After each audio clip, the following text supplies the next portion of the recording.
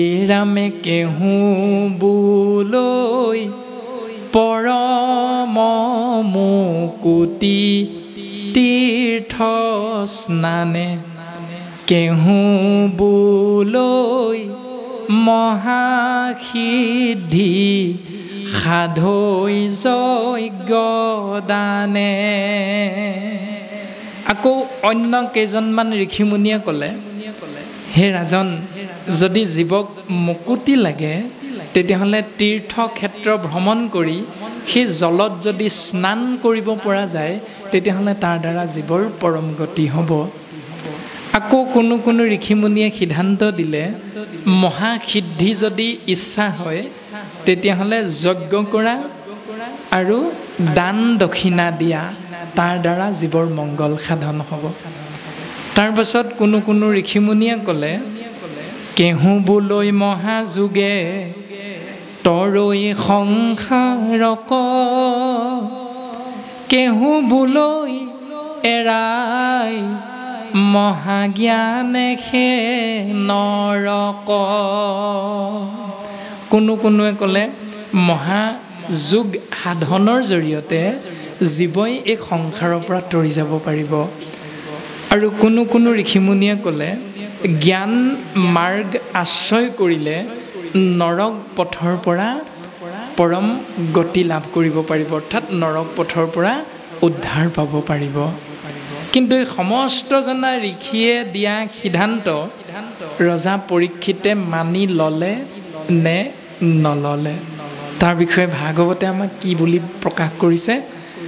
এৰামে সবে কহে কৃষ্ণ আৰাধন নানামত হেন শুনি ষষ্ঠ নোহে ৰাজাৰ মনত। প্ৰত্যেকজন ঋষিয়ে যেনেধৰণে বুজি পালে জ্ঞানৰ জৰিয়তে, গুণৰ জৰিয়তে, তেনেধৰণে প্ৰকাশ কৰা প্ৰত্যেকটো সিদ্ধান্ত ৰজা পৰীক্ষিতে শুনিলে। শুনাৰ পাছত ৰজা পৰীক্ষিতৰ মন কিন্তু আশ্বস্ত নহ'ল, অৰ্থাৎ এটাও গ্ৰহণযোগ্য নহ'ল তেওঁৰ মনত। আৰু সেইকাৰণে কি কৰিছে, এৰাম উচ্চ পিছ কৰন্ত নাহি কৈ একোমতি পৰম দুষ্কৰ পথ সবাৰো সন্মতি। সেন শুনি নৃপতিৰ নাহি চিত্ত শান্ত পৰম সুগম একো উপায় নপান্ত। মন আশ্বস্ত নহ'ল আৰু চিন্তা কৰি আছে কেনেকৈ এই সংসাৰৰ পৰা তৰিব পাৰিম। আৰু ভাগৱতে আমাক সিদ্ধান্ত দিলে, সেই শুভ ক্ষণতে মহামানী কৃষ্ণ দৈপ্যায়ন বেদব্যাসৰ সুযোগ্য পুত্ৰ মহামানী শুকগুৰুৰ আগমন হ'ল। আৰু শুকগুৰুৰ আগমন হোৱাৰ লগে লগে ৰজা পৰীক্ষিতে শুকগুৰুৰ চৰণ কমলত ভক্তিৰ সেৱাভাগি আগবঢ়াই দিছে। আৰু আগবঢ়াই পূৰ্বতে ঋষিমুনিসকলক সোধাৰ দৰে একেভাগি প্ৰশ্নকে শুকগুৰুৰ চৰণতো আগবঢ়াই দিছে। এৰাম দেৱৰো দুৰ্লভ তজুদৰ্শন অন্তকালে পাইলো আমি আন হেতু নাই কৃষ্ণৰেখে কৃপা কিনো ভৃত প্ৰিয় স্বামী। যেতিয়া শুকগুৰুৰ আগমন হ'ল তেতিয়া ৰজা পৰীক্ষিতৰ এটা সুন্দৰ স্বভাৱ এজন ৰজাৰ এটা স্বভাৱৰ যি দৰ্শন কৃপালু গুৰুজনাই ইমান সুন্দৰভাৱে ভাগৱতত উল্লেখ কৰিছে যে দেৱতায়ো যাক দৰ্শন পাবলৈ বিচাৰি দৰ্শনৰ পৰা বিমুখ হ'ব লগা হয় তেনেহেন দেৱৰো দুৰ্লভ সি শুকগুৰু তজু দৰ্শন তোমাৰ দৰ্শন আজি মূৰ গৃহ তীৰ্থটো অধিক পবিত্ৰ ভৈলা আশেষ যিহেতু সাক্ষাতে জগতৰ গুৰু আপুনি ভৈলা প্ৰৱেশ। যিধৰণে এজন ভকতৰ আগমন হ'লে আমি প্ৰত্যেকজনা গৃহস্থী ধৰ্ম পালনৰ ভাৱ আয়ে সেই ভকতজনৰ আগমনত আনন্দ কৰোঁ। ঠিক তেনেধৰণে ৰজা পৰীক্ষিতৰ পদ্মমুখখনতে এজন ৰজাৰ চাৰিত্ৰিক স্বভাৱটো গুৰুজনাই দৰ্শন দিছে যে শুকগুৰুৰ আগমনত তেৰায়ো অতীৱ আনন্দিত হৈছে। অন্তকালে পাইলোঁ আমি যে আমাৰ মৃত্যুৰ সময় সমাগত, তৎসত্বেও আপোনাৰ নিচিনা এজন দুৰ্লভ মহানিৰীক্ষী পৰম বৈষ্ণৱৰ কিন্তু আমি দৰ্শন পাই গ'লোঁ। গতিকে আমাৰ এতিয়া মৃত্যুলৈ আৰু বিশেষ ভয় নাই। আৰু তাৰ বাবে ৰজা পৰীক্ষিতে ধন্যবাদটো কাক দিছে? ভাগৱতৰ পদে আমাক সিদ্ধান্ত দিছে আন হেতু নাই, হেতু মানে কাৰণ। আন হেতু নাই, ইয়াৰ অন্য কাৰণ একো নাই, কৃষ্ণৰেখে কৃপা।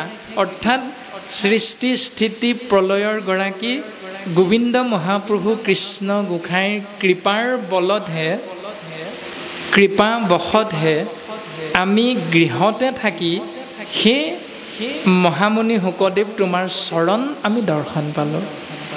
এতিয়া ইয়াৰ দ্বাৰা আমি চিন্তা যদি বাস্তৱসন্মত পৃথিৱীখনত কৰি চাওঁ, যেতিয়া আমি প্ৰত্যেকজন বাপ আয়ে শৰীৰৰ ক্ষুধা নিবাৰণৰ বাবে সাম্প্ৰতিক সময়খিনিত বৰ্ষাকাল বুলি আমি সকলোৱে জানো, আৰু এই বৰ্ষাকালত আমি এটি শৰীৰধাৰী মনুষ্যই নিজৰ লগতে নিজৰ পৰিয়ালটোক পোহপাল দিবৰ বাবে যি খেতি বাতি কৰোঁ, সেই খেতি বাতি কৰিবলৈ যাওঁতে শাস্ত্ৰসন্মতে আমাৰ এটা দৰ্শন আছে যে গুৰুদেৱ নাম ভকত চাৰি মহাবস্তুত অৰ্পণ নকৰাকৈ আমি পথাৰত কেতিয়াও কঠীয়া নাপাৰোঁ।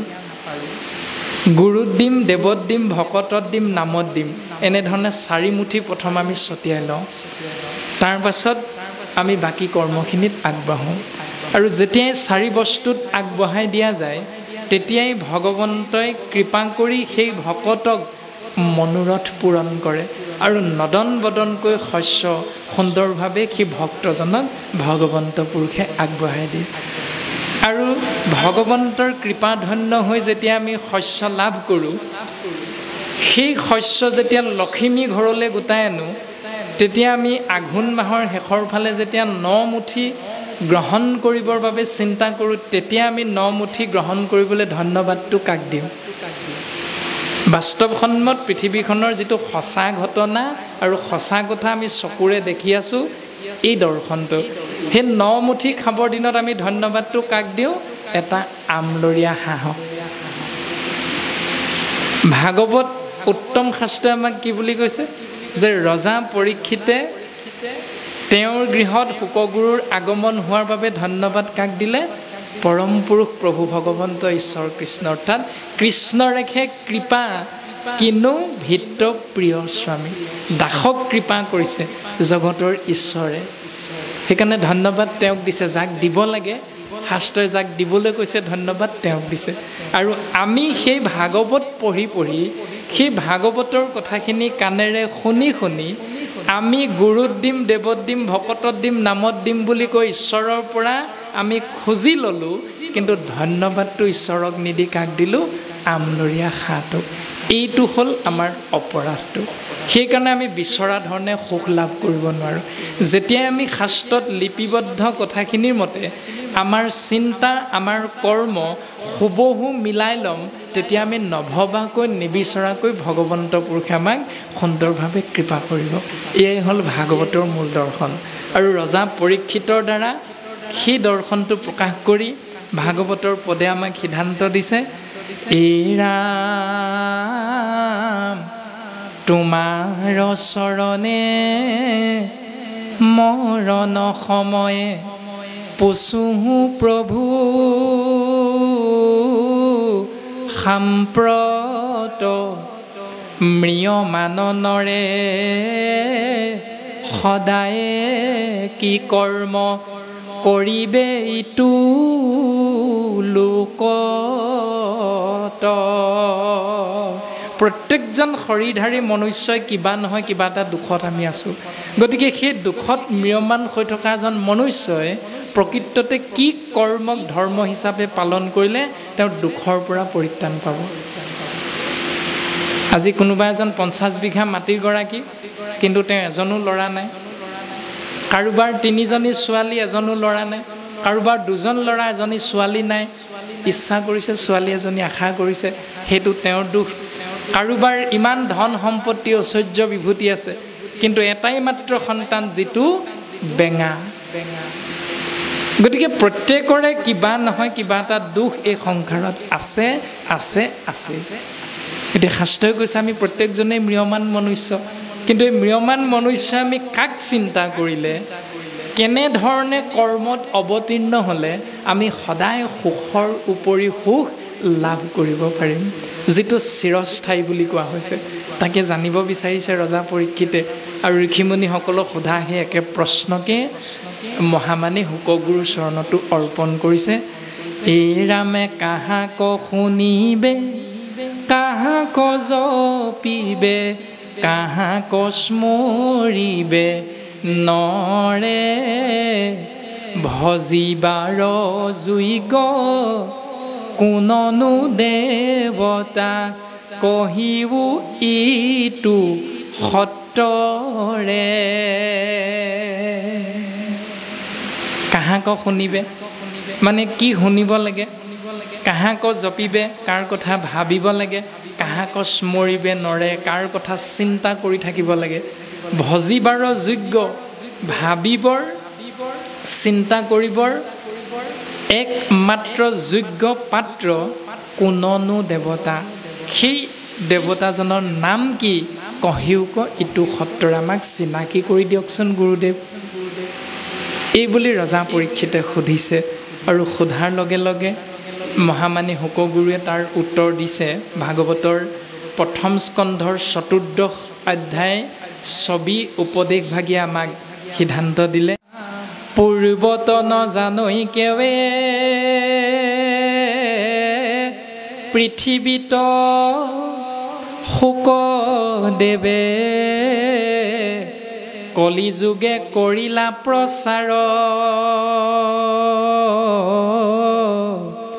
বিচাৰি নিশ্চয় কৰি পিয়া আক কৰ্ণ ভৰি, অ মহা মহা ভাগ্য আছে যাৰ।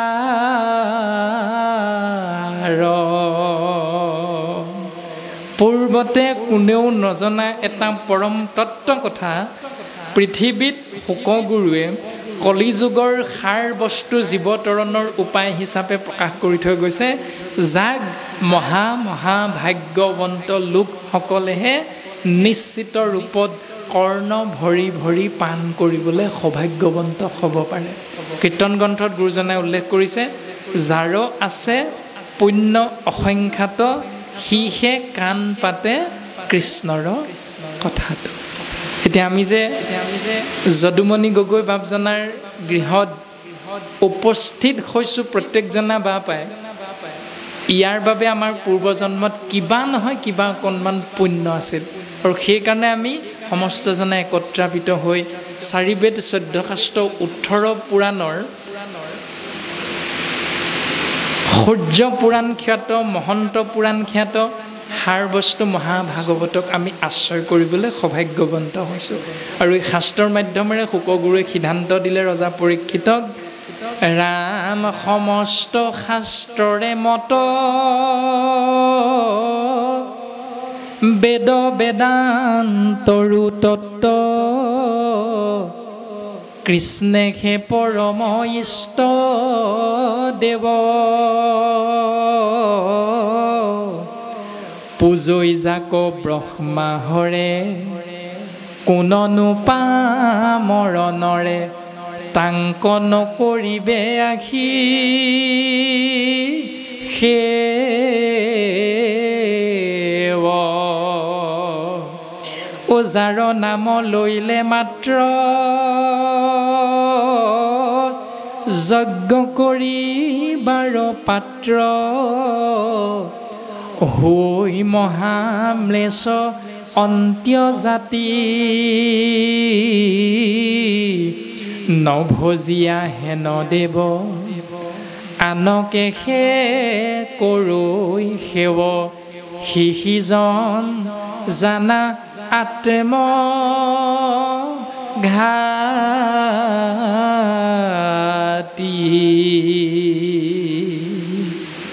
ইংৰাজীত এটা শব্দ আছে ছুইচাইড। ছুইচাইড বুলি ক'লে আমি প্ৰত্যেকে বুজি পাওঁ আপোনঘাতী হৈ মৰিলে, কোনোবাই ৰছী এডাল লগালে, কোনোবাই নাখাবলগীয়া বিষ পান কৰিলে, যিকোনো প্ৰকাৰে মুঠতে এজন মানুহে যেতিয়া নিজক নিজে নাশ কৰিবলৈ যায় সেইটোকে আমি সৰ্বসাধাৰণভাৱে বুজি পাওঁ ছুইচাইড। এতিয়া শাস্ত্ৰত ছুইচাইড বুলি কাৰ কথা ক'লে? নভজিয়া হেনদেৱ। হেনদেৱ মানে যিজন ঈশ্বৰৰ চৰণত আদি কবি সৃষ্টিকৰ ব্ৰহ্মা, সংহাৰকৰ্তা শিৱ, এই দুইজনাই যাৰ চৰণ নিৰন্তৰে নিৰবিচ্ছিন্নভাৱে সেৱা কৰে সেইজন কৃষ্ণ তত্ত্বক যিজনে এক মুহূৰ্তৰ কাৰণে সেৱা নকৰি অন্য ৩৩ কোটি দেৱ দেৱতাৰ চৰণ চিন্তা কৰি জীৱন যাপন কৰি আছে, তেওঁক শাস্ত্ৰই কৈছে আত্মঘাতী। এতিয়া আমি এইখিনিকে বুজিবলৈ অন্তত শাস্ত্ৰসন্মতে চেষ্টা কৰাটো প্ৰয়োজন বুলি ভবা হয়। যি ভাৱনাৰ বশৱৰ্তী হৈ মহামানী ব্যাসদেৱে লাভ কৰিছিল দেৱঋষি নাৰদৰ পৰা মহাভাগৱত তত্ত্ব, মহাভাগৱত কথা, ভাগৱতৰ প্ৰথম স্কন্ধত প্ৰথম পদৰ একেবাৰে শেষৰ ফালে খুব সুন্দৰভাৱে কথাখিনি উল্লেখ কৰি থৈ গৈছে যে কৃষ্ণ দৈপ্যায়ন বেদব্যাসে ৪ বেদ ১৪ শাস্ত্ৰ ১৭ ভাগী পুৰাণ প্ৰণয়ন কৰাৰ পাছত সেই প্ৰণয়নকৰ্তাজনৰ খেলি মেলি হৈ গ'ল মন, আগৰ দৰে সুখ আৰু শান্তি নাইকিয়া হৈ গ'ল। আৰু এই কথাটোকে চিন্তা কৰি থাকোঁতে থাকোঁতে দেৱঋষি নাৰদৰ আগমন হৈছে আৰু নাৰদৰ লগত কথোপকথনৰ অন্তত কৃষ্ণ দৈপ্যায়ন বেদব্যাসে ১৮ নম্বৰ ভাগী মহাপুৰাণ মহাভাগৱত প্ৰণয়ন কৰাৰ পৰম জ্ঞান লাভ কৰিছে। দেৱঋষি নাৰদে সিদ্ধান্ত দিছে যে হে ব্যাস, তুমি শুনা, তুমি যিখিনি লিখিলা এতিয়ালৈকে ৪ বেদ ১৪ শাস্ত্ৰ ১৭ ভাগী পুৰাণ, ইয়াত তুমি কি লিখিছিলা জানানে? এৰা প্ৰকটি কহিলা তুমি আনসে ধৰ্মক নকৈলা প্ৰখ্যাত কৰি কৃষ্ণ কীৰ্তনক। হে ব্যাস, তুমি যিখিনি ইতিমধ্যে লিখিলা ইয়াত তুমি কৃষ্ণ কথাত জীৱৰ পৰম গতি হ'ব এই কথাটো প্ৰত্যক্ষভাৱে নিলিখি তুমি যাগ যজ্ঞ পূজা পাতল দান দক্ষিণা কৰাৰ পাছতহে কৃষ্ণ নামটো লোৱা কথাটো লিখিলা। অৰ্থাৎ আওপকীয়াকৈহে কৃষ্ণ নামটোত জীৱৰ গতি হ'ব বুলি লিখিলা, কিন্তু বাকী কৰ্মমাৰ্গ আৰু জ্ঞান মাৰ্গক তুমি প্ৰত্যক্ষ ৰূপত জীৱৰ মাজত প্ৰচাৰ কৰিলা, নকৈলা প্ৰখ্যাত কৰি কৃষ্ণ কীৰ্তনক। তুমি পোনপটীয়াকৈ কৃষ্ণ কীৰ্তনৰ কথা ক'ব লাগিছিল জীৱৰ আগত, তুমি কিন্তু এইটো নকলা। সেইকাৰণে ব্যাস তোমাৰ কি হ'ল? এই ৰামে ইহাত সিজিল ঋষি পৰম অন্যায় নাহি সুস্থ চিত্ত তব সেহি অভিপ্ৰায়। তোমাৰ অসুখ আৰু অশান্তি হোৱাৰ মূল কাৰণটো এইটোৱে, তুমি কৃষ্ণ কথা নিলিখিলা প্ৰত্যক্ষভাৱে, তুমি আন দেৱতাক সেৱা কৰা নিয়মটো প্ৰত্যক্ষভাৱে লিখি দিলা পোনপটীয়াকৈ। এজন লিখকে কৃষ্ণ কথাটো পোনপটীয়াকৈ নিলিখি আওপকীয়াকৈ লিখাৰ বাবেই তেওঁ অসুখ অশান্তিৰ মাজত থাকিব লগা হ'ল। এতিয়া আমি যদি সেই কৃষ্ণ নাম নলওঁ তেতিয়াহ'লে আমাৰ অৱস্থা কি হ'ব? সেইটো অন্তত আমি এবাৰ হ'লেও ভাবিব লাগিব। এতিয়া ব্যাসদেৱে দেৱঋষি নাৰদক সুধিলে যে তুমি আমাক উপদেশ দিয়া। এতিয়া দেৱঋষি নাৰদে উপদেশ তেনেধৰণে প্ৰদান কৰি কৃপালু গুৰুজনাই ভাগৱতৰ পদৰ দ্বাৰা আমাক সিদ্ধান্ত দিছে, এই ৰামে মোৰ উপদেশে কৰা ভাগৱত শাস্ত্ৰ প্ৰচাৰোক গোবিন্দৰ গুণনাম মাত্ৰ। মই উপদেশ দিছোঁ ব্যাস, তুমি আকৌ এভাগ শাস্ত্ৰ লিখা যাৰ নাম হ'ব মহাভাগৱত, যাক কোৱা হৈছে 18 নম্বৰ ভাগী মহাপুৰাণ। আৰু ইয়াত থাকিব কেৱল প্ৰচাৰোক গোবিন্দৰ গুণনাম মাত্ৰ। ইয়াত মাত্ৰ কৃষ্ণ নামহে থাকিব। আৰু যাৰ বিষয়ে স্পষ্টভাৱে আমাৰ দ্বিতীয় জনা গুৰু মহাপুৰুষ মাধৱদেৱে সিদ্ধান্ত দিছে অপূৰ্ব সৃষ্টি নামঘোষা শাস্ত্ৰত, বৈকুণ্ঠৰ কল্পতৰু ভাগৱত শাস্ত্ৰ ইহাৰ উত্তম ফল দান দক্ষিণা মাত্ৰ। আছেনে বুলি? নিশ্চিত ৰূপত নাই। আমাৰ প্ৰভুজনাইতো সমস্তখিনি জানেই যে বৈকুণ্ঠৰ কল্পতৰু ভাগৱত শাস্ত্ৰ ইহাৰ উত্তম ফল হৰিনাম মাত্ৰ। ইয়াৰ উত্তম ফলটো হ'ল হৰিনাম। ইয়াত নাই যাগ যজ্ঞৰ কথা, ইয়াত নাই পূজা পাতলৰ কথা, ইয়াত নাই দান দক্ষিণাৰ কথা, ইয়াত আছে কেৱল কৃষ্ণ নাম। যি নাম আশ্ৰয় কৰিলে জীৱ তৰি যাব পাৰে। প্ৰমাণ পঞ্চবয়সীয়া শিশু এগৰাকী দাসীৰ পুত্ৰ আছিল। সৌভাগ্যক্ৰমে 4জন কৃষ্ণ ভকতৰ সংগ পাইছিল আৰু সেই সংগত কৃষ্ণ নাম আশ্ৰয় কৰোঁতেই পাছৰ জন্মত ব্ৰহ্মাৰ মানস পুত্ৰ পাৰিষদী তনু নাৰদ হিচাপে জন্মগ্ৰহণ কৰিছে। পূৰ্বজন্মতে দাসীৰ পুত্ৰ আছিল। ইয়াত আছে ভক্ত প্ৰহ্লাদে মাতৃগৰ্ভতে দেৱঋষি নাৰদৰ পৰা মাতৃ কায়া ধুৱে কৃষ্ণ নাম শ্ৰৱণ কৰাৰ বাবে মাতৃগৰ্ভতে কৃষ্ণ নাম আশ্ৰয় কৰি মহান ভকতৰ শাৰীলে উত্তৰণ ঘটাৰ কাহিনী ইয়াত সুন্দৰভাৱে প্ৰকাশমান হৈছে। পঞ্চবয়সতে শিশু ধ্ৰুৱই দেৱঋষি নাৰদৰ পৰা কৃপাধন্য হৈ ওম নমো ভগৱতে বাসুদেৱায় মহামন্ত্ৰ জপি নিজৰ বাবে এই সংসাৰত এক আচুতীয়া স্থান দখল কৰিবলৈ সক্ষম হ'ল, যাৰ নাম হ'ল ধ্ৰুৱলোক। ইয়াত আছে দেৱঋষি নাৰদৰ কৃপাধন্য হৈ দস্যু ৰত্নাকৰ আদি কবি বাল্মীকিলৈ ৰূপান্তৰিত হোৱাৰ দৰ্শন। গতিকে ভাগৱতে আমাক নাম দৰ্শনৰ কথাহে কেৱল প্ৰকাশ কৰিছে। যি নাম আশ্ৰয় কৰিলেহে জীৱৰ পৰম মুকুতি সাধন হ'ব। কিন্তু এই নাম আমি আশ্ৰয় কৰিম কেনেকৈ? এতিয়া কেনেকৈ কৰিম? তাৰ বাবে আমাক গুৰুজনাই কেইটামান নিয়ম দিলে।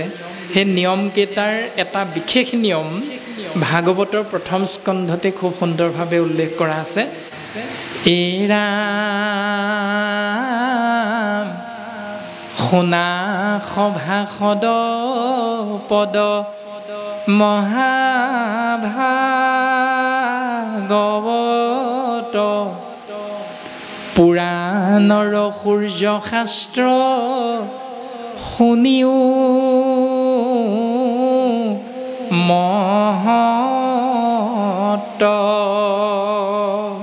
সেই সভাসদবৰ্গ আজি যদুমণি বাপৰ গৃহত পুৱা হয়তো 9 বজামানৰ পৰা আৰম্ভ হৈছে অনুষ্ঠান। নাম প্ৰসংগ শৰাই সজোৱা, গুৰু আসন প্ৰতিষ্ঠা অস্থায়ীভাৱে, তাৰ পাছতে বাংময় মূৰ্তি ভাগৱত প্ৰতিষ্ঠা পাঠ, এনেধৰণে কাৰ্যসূচী হয়তো 9 বজাৰ পৰা আৰম্ভ হৈছে আৰু সেই 9 বজাৰ পৰা বৰ্তমান এতিয়া 8:30 মান হয়তো সময় হৈছে ৰাতি। এইখিনি সময়লৈকে আমি যে কৃষ্ণ কথা শুনিছোঁ, এনেধৰণে আমি কিমানবাৰ যে ভাগৱত শুনিছোঁ 4 দিনীয়া 7 দিনীয়া। এতিয়া প্ৰশ্ন হ'ল, ভাগৱত শুনিছোঁ, ভাগৱতে কৈছে কেনেকৈ ভাগৱত শুনিবা তাৰ বিষয়ে জ্ঞান দিছে যে শুনা সভা সদ পদ মহাভাগৱত। সেই সভাসদবৰ্গ মহাভাগৱতৰ পদবন্ধে কি কৈছে? শুনা পুৰাণৰ সূৰ্য আৰু শুনিও মহত্ব। পুৰাণবিলাকৰ ভিতৰত, শাস্ত্ৰবিলাকৰ ভিতৰত, বেদৰ ভিতৰত উত্তম তত্ত্বপূৰ্ণ দৰ্শন হ'ল কেৱল মহাভাগৱত, অৰ্থাৎ সমস্ত বেদান্ত সাৰ মহাভাগৱত শাস্ত্ৰ। ইহাৰ উত্তম ৰস পায় পৰম সন্তোষে পাণ কৰিলে যিজনে তাৰ অন্যত্ৰ ৰসতৰ ৰতি নাই। সমস্ত বেদ বেদান্তৰ সাৰ হ'ল মহাভাগৱত। গতিকে মহাভাগৱতৰ মহান তত্ত্বটো শুনা, কিন্তু কেনেকৈ শুনিম, কিন্তু কিয় শুনিম, কিন্তু শুনিলে কি লাভ হ'ব, নুশুনো যা কিনো লোকচান হ'ব। এনেকুৱা বিভিন্ন ভাৱনা, বিভিন্ন ধৰণৰ প্ৰশ্ন আমাৰ প্ৰত্যেকৰে মনৰ মাজত আহে। এতিয়া ভাগৱতে কি বুলি উত্তৰ দিলে? এৰা হুয়া এক শৰণ যিজনে শুনৈ আক। এক শৰণীয়া হৈ যিজনে কৃষ্ণ কথা বা ভাগৱত কথা শুনিব, তেওঁ কি লাভ হ'ব? পাৱৈ, তেওঁ পাব পৰম পদ সুখে নিস্তৰৈ মায়াক। এই 3টা বিশেষ লাভ হ'ব তেওঁৰ। 1 নম্বৰতে হ'ল পৰম পদ, 2 নম্বৰতে হ'ল আত্যান্তিক সুখ, 3 নম্বৰতে হ'ল মায়াৰ পৰা পৰিত্ৰাণ। এতিয়া আমিও প্ৰত্যেকেই এই 3টাই বিচাৰি ফুৰোঁ, নহ'লেনো ল'ৰাটোক ইমান পঢ় বুলি নকলোহেঁতেন। কাৰণ আপুনি মই প্ৰত্যেক দিনাই আমাৰ সন্তানবিলাকক ডাঙৰ দীঘল কৰিবলৈ কৰা চেষ্টা বা চিন্তাত প্ৰত্যেকজন হৰিধাৰী মনুষ্যই ভাল ৰিজাল্ট কৰি ডাক্তৰ ইঞ্জিনিয়াৰ কৰিবৰ বাবে নামটো লগাই দিওঁ প্ৰাইভেট স্কুলত, কিন্তু বিয়া দিবৰ সময়ত চৰকাৰী চাকৰিয়ালৰ দৰাহে বিচাৰোঁ। এইটো কেলৈ বিচাৰোঁ তেতিয়াহ'লে? পঢ়াওঁ প্ৰাইভেট স্কুলত, কিন্তু বিয়া দিবৰ সময়ত যদি কোম্পানীত থকা ব্যক্তি এজন ছোৱালীজনী যদি বিচাৰি আহে, তেতিয়াহ'লে কিন্তু আমি পিতৃ মাতৃয়ে পোনছাতে নাকচ কৰি দিওঁ। কিয়? যদি এইটো সঁচা বুলি প্ৰত্যেকে ভাবি লৈছোঁ, বুজি পাইছোঁ, তেতিয়াহ'লে ভাগৱতে কোৱা কথাটো সঁচা যে এশৰণীয়া হৈ শুনিলেহে আত্যান্তিক সুখ পাবা বিচৰা ধৰণে। এশৰণীয়া হৈ শুনিলেহে মায়াৰ পৰা পৰিত্ৰাণ পাবা। এশৰণীয়া হৈ শুনিলেহে সাৰূপ্য, শালুক্য, সাজুৰ্য, সামীপ্য, মোক্ষ, এই 5টা পদ অনায়াসে লাভ কৰিব পাৰিবা। এতিয়া লাগে নে নালাগে এইকেইটা বস্তু আমাক, সেইটো আমাৰ প্ৰত্যেকৰে কিন্তু নিজৰ নিজৰ চিন্তা। আমিও কোনেও কাকো দাবী কৰিব নোৱাৰোঁ এইকেইটা লাভৰ বাবে তোমালোকে এইটো চেষ্টা কৰা, কিয়নো আমি প্ৰত্যেকেই 3 গুণৰ মাজত আছোঁ, সত্য ৰজ তম। গতিকে প্ৰত্যেকৰে চিন্তা আমাৰ নিজৰ নিজৰ। ভাগৱতে কিন্তু আমাক এনেকৈ উপদেশ প্ৰদান কৰিছে। এৰা বৈকুণ্ঠৰ শাস্ত্ৰ আনি পৰম উৎসুকে সংসাৰিক কৃপা কৰি প্ৰচাৰিলা সুকে। শাস্ত্ৰভাগ পাতালৰ নহয়, শাস্ত্ৰভাগ স্বৰ্গৰ নহয়, শাস্ত্ৰভাগ মৰ্ত্যৰ নহয়। এই শাস্ত্ৰভাগ হ'ল বৈকুণ্ঠৰ শাস্ত্ৰ। বৈ মানে নাই, কুণ্ঠ মানে ভয়। যাক আশ্ৰয় কৰিলে জীৱই ভয় কৰাৰ কোনো প্ৰশ্নই নাহে। এয়াই হ'ল বৈকুণ্ঠ। আৰু বৈকুণ্ঠৰ বস্তু মহাভাগৱত কৃষ্ণ নাম। কলিত জীৱতৰণৰ উপায় হিচাপে সংসাৰী জীৱৰ বাবে মহামানী শুকগুৰুৰ কৃপাত আমি লাভ কৰিছোঁ। এতিয়া ৰজা পৰীক্ষিতো বৈবাহিক বন্ধনৰ মাজত থকা এজন ব্যক্তি, আপুনি মই বিবাহ পাশত আবদ্ধ হৈ সতী সন্ততিৰ মাজেৰে গৃহস্থী ধৰ্ম পালন কৰিছোঁ। গতিকে ৰজা পৰীক্ষিতেও এটি পুত্ৰ সন্তান লাভ কৰিছিল, এগৰাকী ধৰ্মপত্নী আছিল। তেনেকুৱা স্বত্তেও তেওঁ এজন মহাগুৰুৰ কৃপাধন্য হৈ ভাগৱত কথা শুনি পৰম গতি লাভ কৰিলে। গতিকে আমিও সংসাৰী জীৱই ভাগৱত শুনি গতি লাভ কৰিব পাৰিম, এইটো নিশ্চিত সিদ্ধান্ত ভাগৱতে দিছে। কিন্তু শুনিব লাগিব কেনেকৈ, তাৰ সিদ্ধান্তটো ইতিমধ্যে দি গ'ল। তাৰ পাছত প্ৰকাশ কৰিছে, জানিয়ে কচিতে নিতে শুনা কৃষ্ণ কথা, ইহেন মনুষ্য জন্ম নকৰিও বৃথা। এই কথাটো জানি লৈ একচিতে কেৱল কৃষ্ণ কথা নিতে নিতে শুনিবলৈ চেষ্টা কৰা। এতিয়া আমি কেতিয়া শুনো, যিটো আমি বাস্তৱ ছবি এখন প্ৰত্যেকৰে আছে মনৰ মাজত, যে এটা বছৰত থাকে 12 মাহ, আৰু 12 মাহযুক্ত এই এবছৰীয়া সময়খিনি কৃষ্ণ নাম আশ্ৰয় কৰিবলৈ আমি নামঘৰলৈ কেতিয়া যাওঁ, মাত্ৰ ভাদ মাহটোত। কাৰণ ভাদ মাহটো পবিত্ৰ।